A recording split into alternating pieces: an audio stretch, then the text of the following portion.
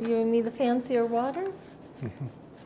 It's all love here. Is it because I'm a guest or is it because I'm Nadia? Because you're Nadia. Thank you. You're welcome.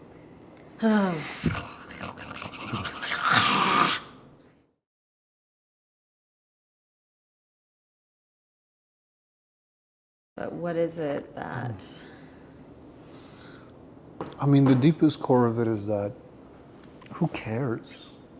Like, who cares about our relationship? Like, the fact that we even assume that people care to me just seems so, I don't know, like conceited. And it's like the only people who want to watch this are going to be nosy people and people who watch the Kardashians. Like, I feel like you and me, to me, is like it's the most personal and most private part of my life, and the love that I have for you has always been the most personal and most private, and it's not for anybody else's consumption. It's not to be monetized. It's not like maybe it's my Irish mossy love. I don't know, but that's just how I feel about it.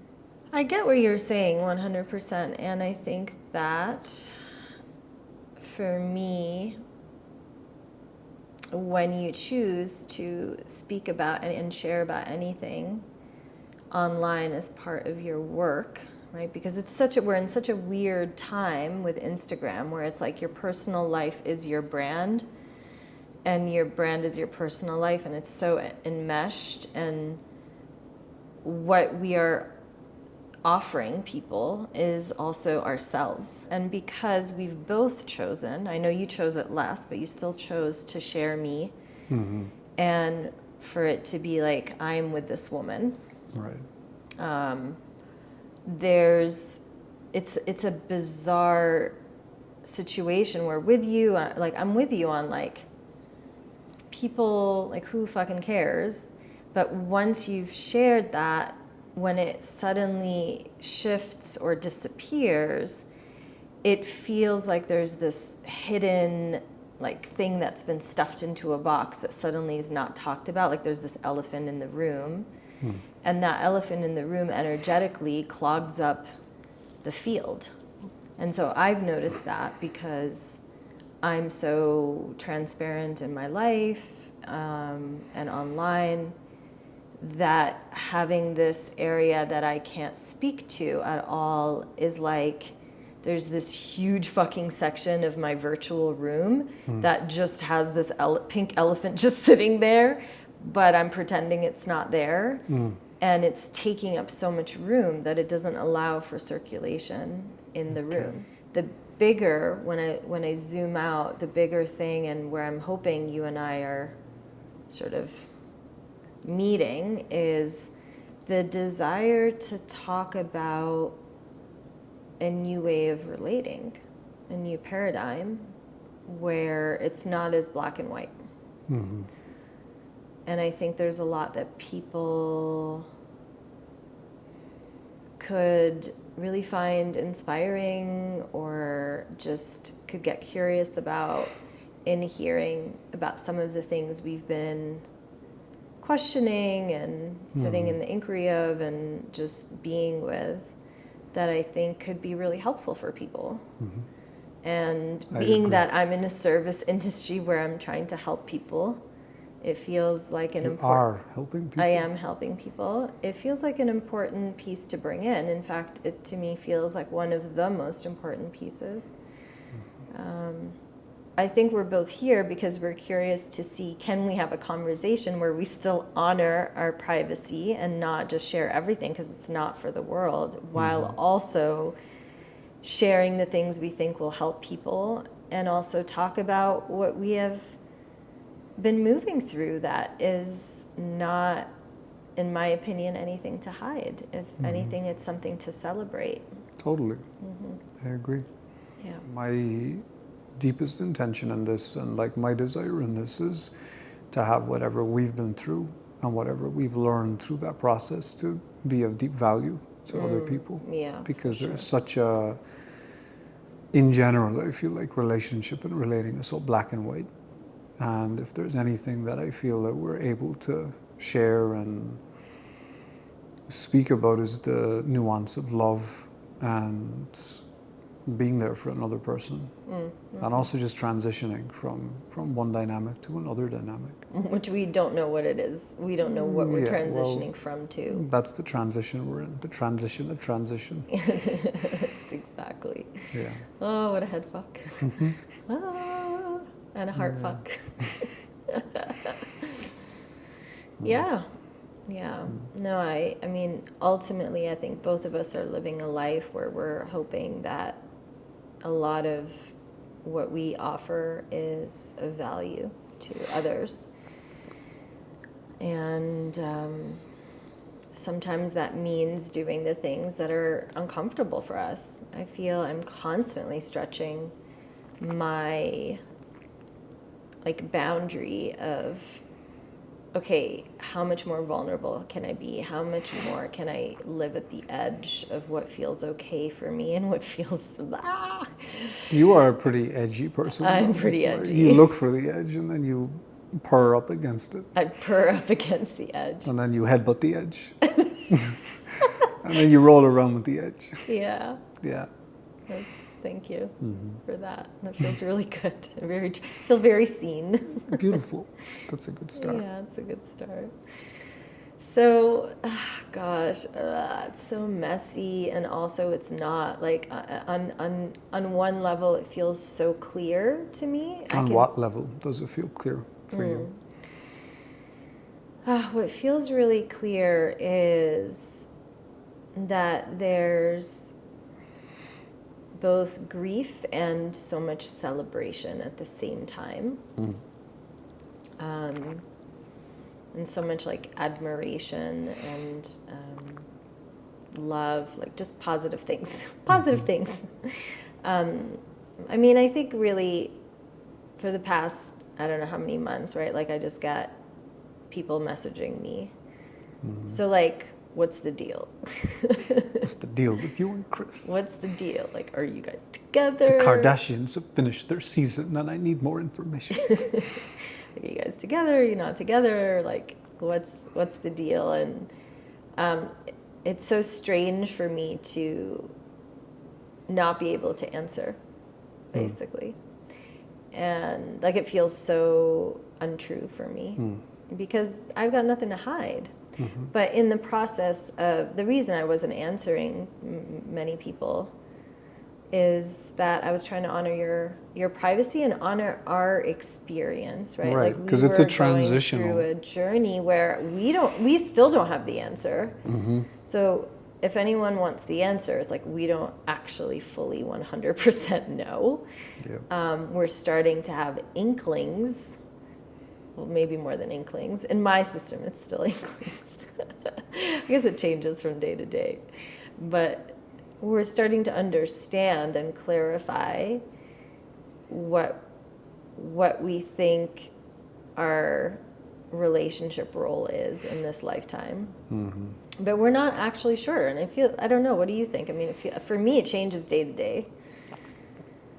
For me, it's firstly is the foundation of how much I love you, how deeply I trust you. Like I remember sharing that with you, that trust is not like something that I've been able to experience to that depth with almost anybody before. Don't mind a woman, that you're in partnership and there's so many other pieces to it. So yeah, it's like the trust piece and the love, like that's the part for me that allows me and supports me in navigating the inevitable challenge that will come up when you're navigating through a transition. We've been with each other for 2.5 years, almost closer to 3 maybe. And that's a significant amount of time to be in something with somebody, to be in partnership. It's the foundation that I'm most aware of. It's not so much like what is this in this moment. Yeah. For me at least, it's just, I love this human so much and I don't want to ever lose this person in my life. It makes no fucking sense to me from a practical or an intelligent standpoint to invest and pour so much love and so many beautiful moments into, a relationship with a person and then just to like, okay, fuck you, and then you just walk away from each other and you're out of each other's lives forever. To me, that feels like a cop-out, and you can put it I'm on just me trying if to you figure need out. to. I just need to readjust. I can man spread if it helps you. So hot. Yeah, so it's, for me, it's just the love part. It's how do we make sure that this can continue to develop and grow, and the relationship with this person in my life. And as I said, also challenging and being in those moments where we really have to like communicate stuff that's difficult to communicate, and to be honest around things that are challenging and sometimes tough for the ego to receive, and also acknowledging mistakes. Yeah. Yeah. So many mistakes we've both done, which is just being a human. Well, the more the better, because we get to learn. I feel. I don't know. There's a limit. I don't know. For me, to walk I'm around. extreme in Yeah, things. you love it. I like pushing it. But and also like it's really challenging to transition in something where you've learned so much in it. Yeah. Where I feel like it's transformed me like so deeply, being in relationship with you. Yeah. So Same. all of that Same stuff. Same. Yeah. Yeah. Yeah, I mean, I think where we're at really is just this place of, we acknowledge that there's an immense, deep love that exists between us, that we can feel has been around way before this human body was. And we felt very strongly for 2.5 years that it was like we were meant to be life partners. And we proceeded as such. Yes, we did. And then we just, I guess, got to a point where we're like, wait a second. The love hasn't shifted. The love, if anything, has gotten stronger. Yes. But is the container of life partnership the one that our love is actually meant to be sitting in? Like, is that the best format for us? And I'm trying to give it really clearly and concisely as possible for context, so that when we start to go into like the bigger picture, sort of vague, overarching concepts that we might get into, there's a little bit of like Meat. Something to hold it, which is where we really are. And that's in the inquiry of what is our relationship and our love meant to be in this lifetime? And is it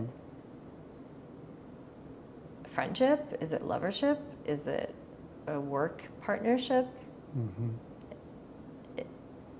Is it something that we haven't even thought of, that our minds can't even conceive, because we are... Join a band. Join a band. Tour the country. That is not folk. In service to the world. Well, people need folk music. Nope, not with my voice. No, they don't. But yeah, like there's so many things that we're in this beautiful place of, wow, we're not leaving each other, we're not walking away, we're clear that we're in each other's lives forever. What is that going to look like? And there's like something exciting, for me at least, I'm curious how it is for you. For me, there's something exciting in the mystery of it. Like, I don't actually know, and I have to surrender to that. And I'll get into the piece about grief, because let me tell you, there's definitely grief there. It's not so rainbows and sunshine, but there's so much also to be curious and celebratory about, like the piece around, wow, I have someone who loves me unconditionally and infinitely, and holy shit, like most people don't get to have that in their lifetime. And so I feel so grateful to have that at all. And it's going through a transition and realizing that someone's not going to leave, I think is a very healing process for anyone. And I hope a lot of people get to experience that, where the normal time where someone cuts you off and basically says, okay, peace out. To have your system experience like, oh, that's not going to happen here. And this person actually has got me, even if they're, I don't know, the vision has changed or whatever. I think it's a very exciting and beautiful thing to celebrate. Feels abundant. So let me ask you, what's the new paradigm of relating? So from our experience, right, from what we've moved through and the transition that we're navigating, like that phrase, the new paradigm of relating, what does that mean for you? Well, the experience I've been having, which is a very new one for me, is that similar to, in physics, what do they say? Like, energy can never be created or destroyed. It can only be transformed. And love is energy. And love is the highest vibration of energy that we know of currently in our reality. And so to me, love cannot be created or destroyed. It's simply transformed. And I think part of the process of ending or transitioning, in the past we used to use the word ending, breaking up, splitting up, separating, right? Like there's this there's a finite, like, it's done. Yes. And I think that wasn't actually in our most like authentic nature to do. So there was a lot of forcing when we're an overriding of like, okay, this person did this thing to me, I'm going to villainize them and really focus on that one thing that they did wrong, or that one thing that was like incompatible with us, and they suck, and the end, and goodbye, fuck you, right? Move on with life. Yeah, and that was sort of the old way of doing things. And I think as we're all slowly waking up and getting more evolved and understanding the depth of nuance in the human experience and in the energetic realm, we start to understand that actually the most honest thing is that it doesn't die, it doesn't end. And you can pretend it does, but what ends up happening to those people is there's something that is festering on the inside, whether there's closure and then they're unavailable for future relationships, or there's disenchantment and bitterness, or whatever it may be. There's like an isolation, a belief that I will always be abandoned. Still working on that one a little, but you're helping me heal that one, right? So it's like, yes, winning. Right? So I think that there's this new way that we're starting to do things, and some people may mock it a little bit or not fully understand it yet, because it is really revolutionary. And it's the idea that once first of all, love always was there, but then it's just suddenly like sort of alchemizes into honeymoon phase or instant passion at the beginning. But then there are ways, but it's the harder path to take, but there are ways to keep the love, because it's going to be there. And of course, that love can transform into hate, right? Like, because both of those are energy. But now you're taking that and you're turning it into this like calcified version inside it's of getting you. thick and muddy. And not great. But instead, if you do the harder work up front, which is work through the nuances of, oh, the person in front of me, as much as it would be great for me to just be like, I hate you, you suck, you're blind, you don't know what you're doing, right? Whatever, all the stories that we tell ourselves to get over the person who's rejected us or left us. I think the harder but more loving way that which is in devotion to like love with the capital L Yes. is going, no, actually, it's not so black and white. And this person has hurt me in these places, but also is trying so hard in these places. And I've also done my fair share of mistakes. And I also deeply love this person, and that it's just not this or that. It's way more nuanced and complicated, which also means it's going to be messier. Yes. Like, it isn't so done and done. And do you feel that people usually just, okay, I'm done because of their inability to have capacity for messiness? Why do you feel that that's... Well, there's two types of messiness, too. Let's get clear on that. There is the codependent, back and forth, I still love you, you still love me. There are Right. people who are obsessed with, you know, the sort of, they just get high on the adrenaline of, now I don't have you, now I have you. You know, Right. there's a lot of that toxic back and forth. I don't think that's a healthy messy at all. But it can present on the outside very similar, Yes. I think, because it does just look messy. But where it's coming from is a very different place. It's from a wounded place. And then there's messy because we're just navigating layers and layers of truth, which is that it's not just this or that. Yes. It's actually, I love you and I'm mad. Yeah.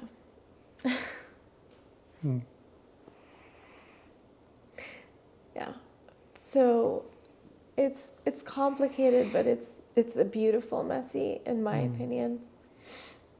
And I think that those two, first of all, are being confused. And so there's this association with, oh, well, I don't want it to be messy. I just want it to be clean. And I have that in me so much. Like, you know, my scorpionic side is like, and he's done or she's done or whatever, right? Like, it's And like, I remember you saying that to me years ago. Yeah. It's like, you know, when I decide, when it's you know, over, when it's over. it's over, I'm done. Yeah. And I've had to fight that so much because it's so easy. And I've had little like chapters of that. I've had that over the years with other people, but then even in my most recent like relatings, I feel there's been these moments or like days or weeks where I default back into that, where I'm like, oh yeah, I'm just going to focus on that one thing. And like, fuck you, you know? And then, and it's so powerful to be in hate. And it is way easier. And it is like tearing off the Band-Aid. And then I can just be like, I'm just never going to talk to this person again, the end. And then when I check in and I go, is this in devotion to love? Truly, love of everything? The answer is no. And my number one mission on this earth is to be a lover. And not in the mainstream sense that people talk about. Like, I mean, sure, yes, I'll also be a lover to someone or several people, but a lover who is guided by love, that like really sits down and everything is in devotion to love with a capital L. And the scorpionic cut someone off is not that, even though it's so good. It's so easy. It's so cathartic. And it's so like, oh, done. So I think that would be like the feelings that come up for me are like, there's like feelings of like addiction and power and Right. ego and like, oh, I did it. I cut them off, you know? But like the deeper, when I check in with my higher self, with the deeper, more divine part of me, I'm like, no, actually, even though it's 100 times harder and messier and I don't like it, my ego's a hard no to it. What actually is really in service to love is seeing the person in front of me as a human that's nuanced, that has messed up in certain places and also has gifted me some of the most beautiful things ever. And to really be like in the question of, is this love supportive in my life? Is it self-loving for me to have this human in my life? And in what format is that, and then also, I mean, I say in what format, because again, we like to categorize things, but in a way, you and I are having the experience of being like, is there a format? Like, we want to be like, okay, we are transitioning from life partners to work partners, right? Like, that's the main thing we've been looking at. Yeah. But it's like, is it that simple? Will it ever be that simple? Or is it going to be more fluid? And of course, there's so many challenges that come with that, because it's like, what if someone comes into your life? What if someone comes into my life that I want to build a family with? Then, how do they relate with, hey, there's this other guy here who's like floating around and who doesn't have a definition. Like, if I tell my future husband, well, this is my work partner, There's the label. it's clear, like, this is a work partner. They don't have Right. sex, we assume. We assume. Right? Like, and there's just, it's like, there's a level of security and certainty that feels so anchoring, and like, this is what this person is to me. And I think we're flirting with being in the realm of, and it's hard for the people around us who are not maybe ready for it. Like, I'm terrified of like the person coming into my life who's gonna, hopefully that person, if he's the right, she, I don't know, is the right person, that it's because they're also in this new paradigm of relating. I know I'm going all, I'm like given the big picture, but it feels important to talk about, right? So it's like, hopefully that person will be that, but there is a bit of fear around, okay, what if someone comes in and wants me to categorize everything? And I don't know, that's a threshold way in the future. Right. Or maybe not so way in the future, actually. like the love is the thing that holds it all through, right? Because then it allows for me, once the love is there, it allows for moments of, hey, I do need to label this right now to protect something I'm new that I'm moving into, or a new person that I'm seeing, or a new dynamic. So right now we're going to put like a label, or there's going to be maybe a box for 6 months, and then we can talk about, if it becomes more fluid after that. Yeah. Like, just what I love about love is we're the only things that limit it based on our fears and our insecurities and our avoidance. But love is just everything, and we can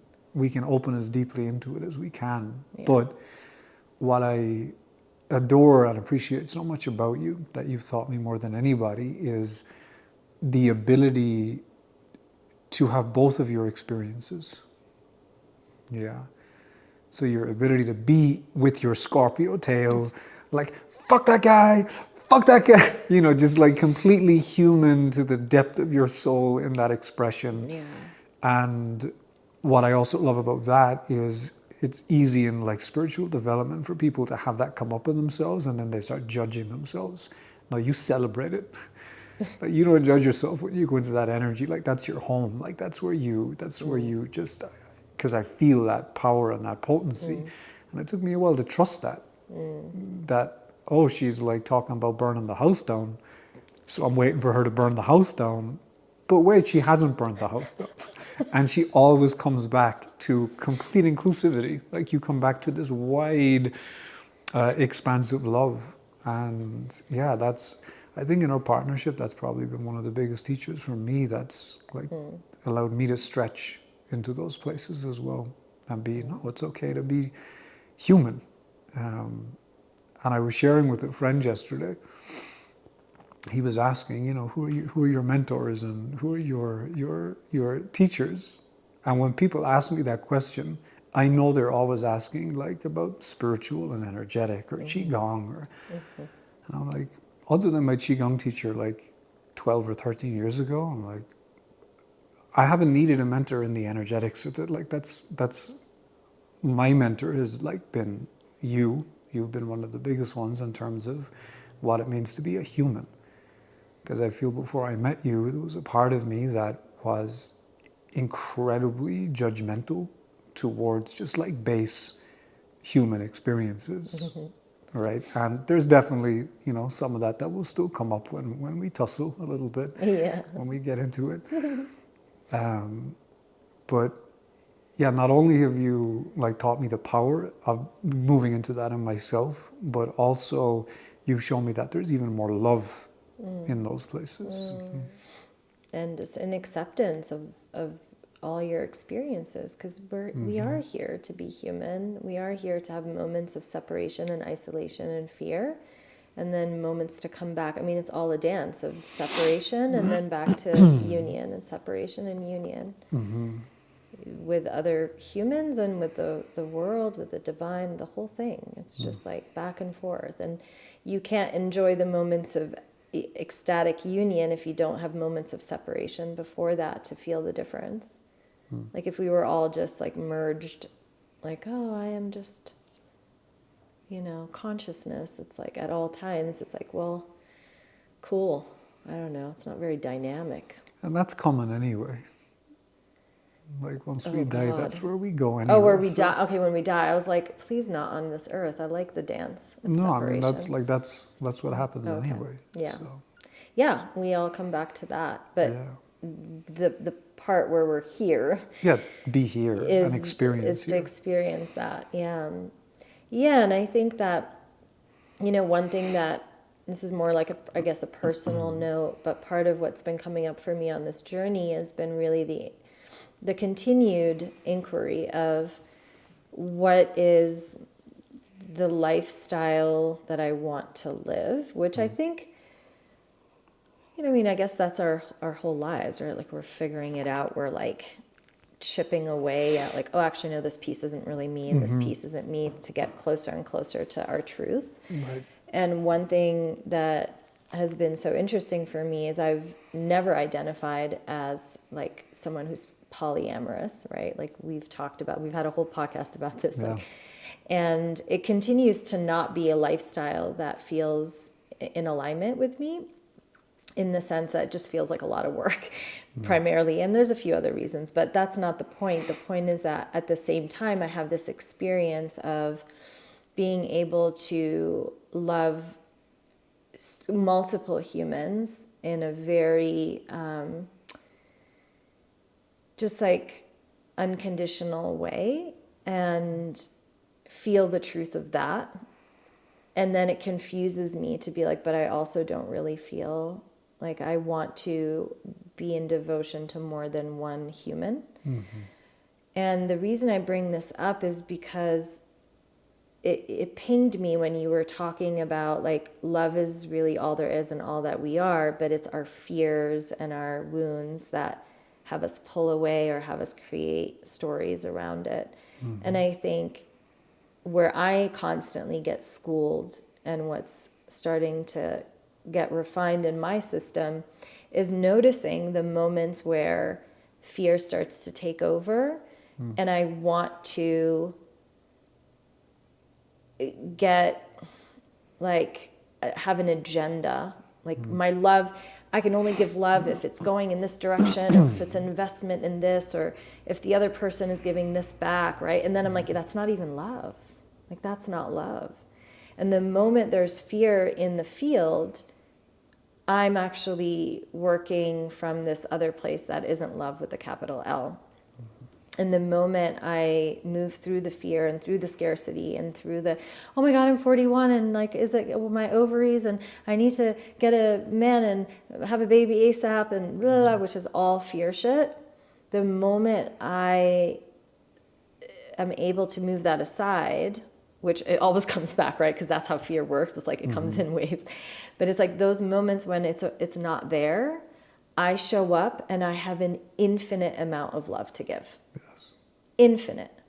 And the more I give, the better it feels. And I need nothing in return in those moments. They're short moments. Like I'm not saying like, oh, I figured it out and I'm just in that expanded space forever. No, I go into that place of I am pure love, and then I go right back to, oh my God, I'm a human, I'm 41, my ovaries, da da da da, right? And then I go back into that, and it's like it's this constant dance of, again, separation, union, separation from love, union with love, separation. And it's like spirit flesh, correct, right? exactly. And one informs the other. And that's just been very humbling and very beautiful to watch in my own experience. And I think it's been coming up a lot more so in the last 6 to 8 months for me as we've been navigating a lot of these questions and explorations. Yeah. Beautiful. Yeah, that's a potent piece. I think that's the work for everybody.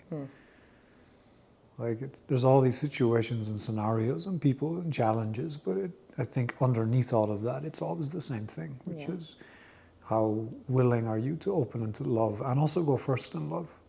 Oh yeah, it's a Like big one. go first. Like, Go what are you waiting for? Go first. Like, Yeah. go first. Yeah. And like I think just on the wave of nuance, since we're talking about that, it's been such an interesting chapter for me because it's been dark.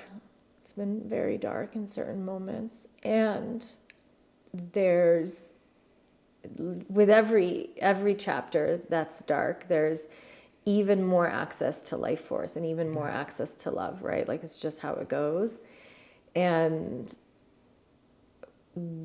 what I started to realize recently as I was just thinking about like us and where we are was that yes, there's been a piece where I've been honoring the grief that comes with the loss of, oh, there's a huge chance that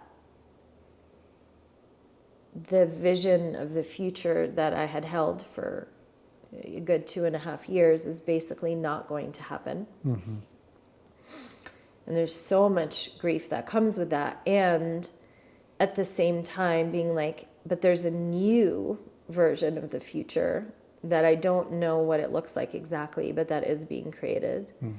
And it's incredibly rich and full because now I know for a fact that I have at least, I mean, I have many sources of love, but when it comes to you and I, that I know that your love is infinite and unconditional until the end of time. Yes. Like, I have no question about that because there were so many moments where you could have pulled your love away. That's very healing for someone who, I think a lot of us have a level of abandonment issues, right? Where we're like, and everyone just leaves at the end. And to have the experience of, okay, well, the vision of life partnership may not be happening anymore, but that doesn't mean that he's gone. You know? And that, in fact, there's a deeper love that has now been born because we've moved through the piece where people usually go, see you later. Sayonara. And I'm like, oh, now he's really, like, his word of I'm going to be here for you has more weight to it. It feels more real. Because even if, like, we could have gone 20 years in life partnership and there could still have been the question in my mind or in my system on an unconscious level of like, okay, but when's he gonna fuck off? Like at some point he's gonna leave me, you know? And there's nearly something solidifying about going through the transition and being like, oh wait, he's still here. I can still lean back into his love. It's a new experience for me. Yeah. I'm not going anywhere. I know that now. I know that. And so there's a security in that feels really good. Really good makes it so minimizes it, but I don't know how to express it. I feel the same thing with you. Yeah, because there's, as you said, there's so many moments and opportunities where it's messy and where there's human experiences happening. Yeah. And it's just easier to be like, fuck this person. So much easier. Yeah, it's also been really healing for me, being able to trust another person that deeply. Because there's that narrative, right? The woman who just gets caught up in her emotions and then burns the man's house down or, publicly pickets against him or, all the things that you see. It is deserved by some because what it's also pointing to is the lack of accountability from men who make fucking mistakes and are not willing to say, I fucked up. Yes. So I think that's the combination. Totally. Yeah, I know full and well that I made mistakes in this partnership. Me too. Yeah, like that's what happens. I feel like we still done a stellar fucking job.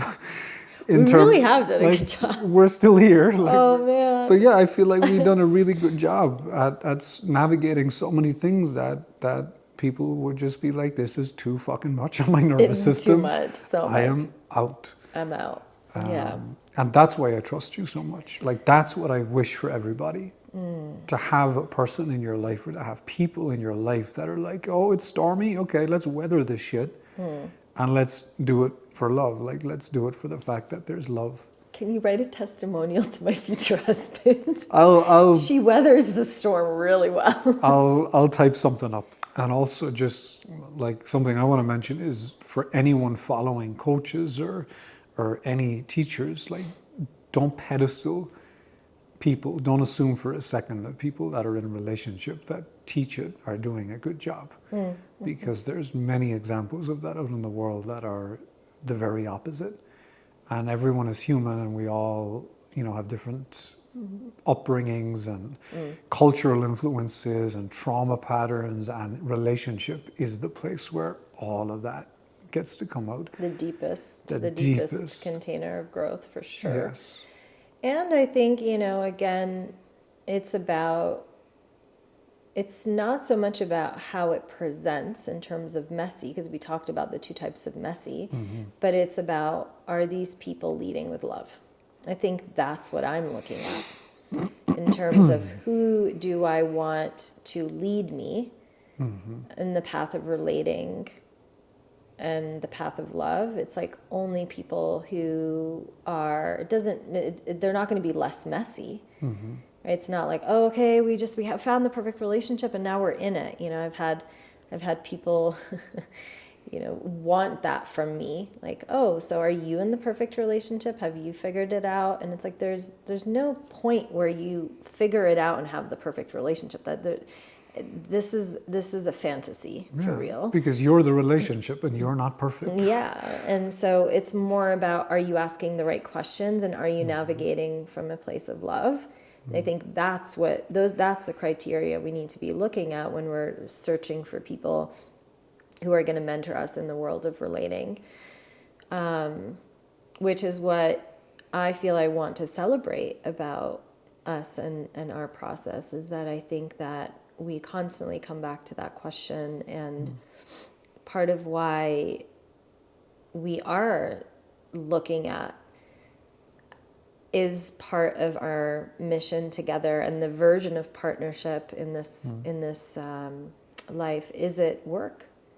Is there a piece where we have an offering, or two or three, where we get to bring all of our experiences and tools to other people?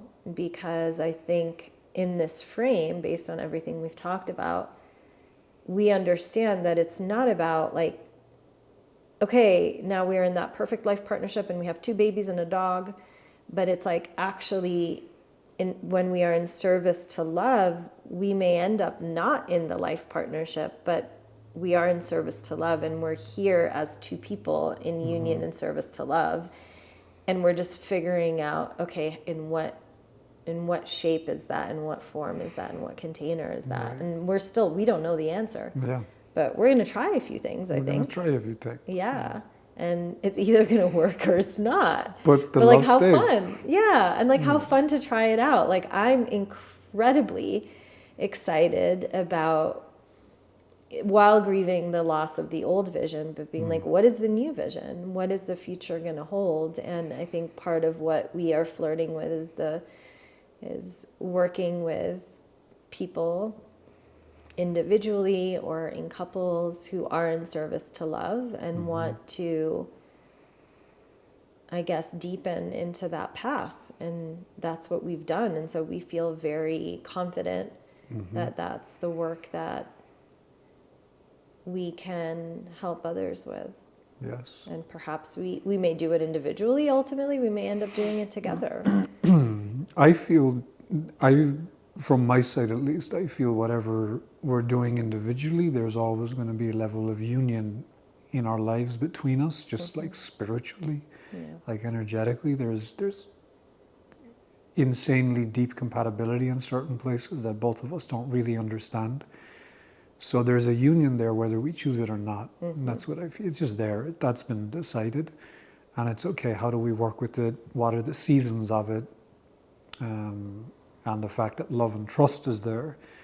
Accountability, responsibility, all those pillars allow us to just navigate through whatever comes up, and that feels like the sweetest thing. Yeah. I think you touched on something really important, which is that it's not so much the outcome of like, because we can't decide that, we don't have control over it, like you were saying, but that it's more about who am I? How do I show up? What are my values? What are the questions I'm asking as I'm going through the process of figuring it out with my relationship to the divine, my relationship to life, my relationship to another human, but like, what is it that I need to be connecting to? And I think we've gone through all sorts of things to be able to really master that. Let's not get too cocky. It's so funny because I hesitated saying the word master, but I do think that I'm going to own that, actually. There's a proficiency. We have I'm going to own it. An experiential proficiency, I feel, Yeah. through not having experiential proficiency and struggling with it. Yeah. Yeah. And I would say it's the place that I excel the most, Yes. personally. Yes. I just need to like put a little. I'm rarely ever bragging, but this is a place I get to. No, this is true. I get to brag. That feels true. I feel like I am very confident in my ability to help people walk the path of love more deeply. Yeah. Beautiful.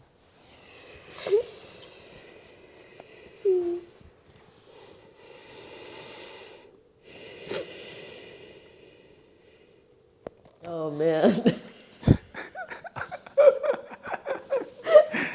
All you keep saying is, oh man. I don't know what else to say. It was so much energy. Oh, please help us. Help. Who are you asking? Jesus? Oh. Motherfucker. Oh my God. That shit is so intense.